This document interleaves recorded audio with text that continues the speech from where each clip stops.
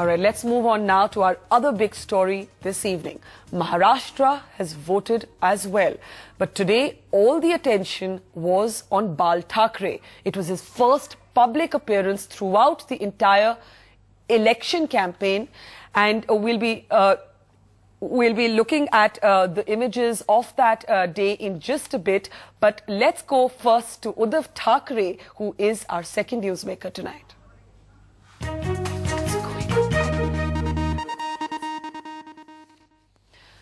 Uddhav ji, thank you so much for joining us today. The first question I would have for you is, of course, that it was Bala Sahib's first public appearance throughout this campaign. So that must have been quite a special moment for you. उनका mood आपने देखा कि बहुत ही वो उत्साह में थे और उनको तो पूरा आत्मविश्वास है कि शिवशाही की सरकार, शिवसेना और भारतीय जनता पक्ष की सरकार तो आएगी और शायद बहुत दिनों के बाद आज वो घर से बाहर निकले और वोटिंग करने के बाद एक छोटी सैर भी की उन्होंने और काफी अच्छे मूड में थे। Uddhav ji, we all saw कि आप वर्ली सी लिंक पे भी बाला साहेब को लेके गए, so what did he think of the drive? नहीं, सारे मुद्दे मतलब ऐसी बातचीत हो रही थी। पहली बार वो वर्ली सी लिंक पर आए थे तो पहला सवाल उनका ये आया कि अरे मेरे हाथों से हुआ था, वो वहां का बोर्ड कहाँ है और ये तो आधा बन गया, पूरा कब बनेगा, नरीमन पॉइंट तक कब जाएगा।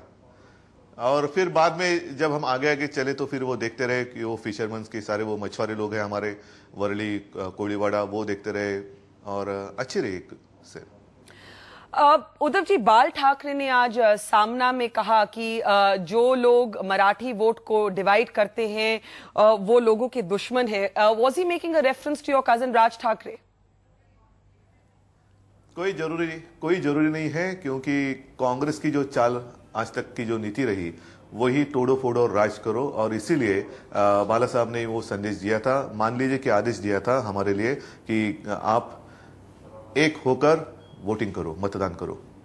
लेकिन उद्धव जी, आपने सुना होगा शरद पवार का बयान। शरद पवार ने आज कहा कि Raj Thackeray is a charismatic leader, Uddhav Thackeray is not as charismatic as him. What do you make of the NCP praising Raj? वो इतनी प्रशंसा कर रहे हैं राज ठाकरे की और आपको कह रहे हैं नॉन कैरिज्मेटिक।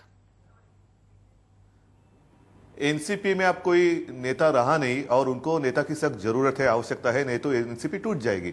तो शायद वो भी अभी नए नेता की खोज में है और उनको अगर इनमें करिश्मा दिखाई दिया होगा तो वो चाहे तो ले लो।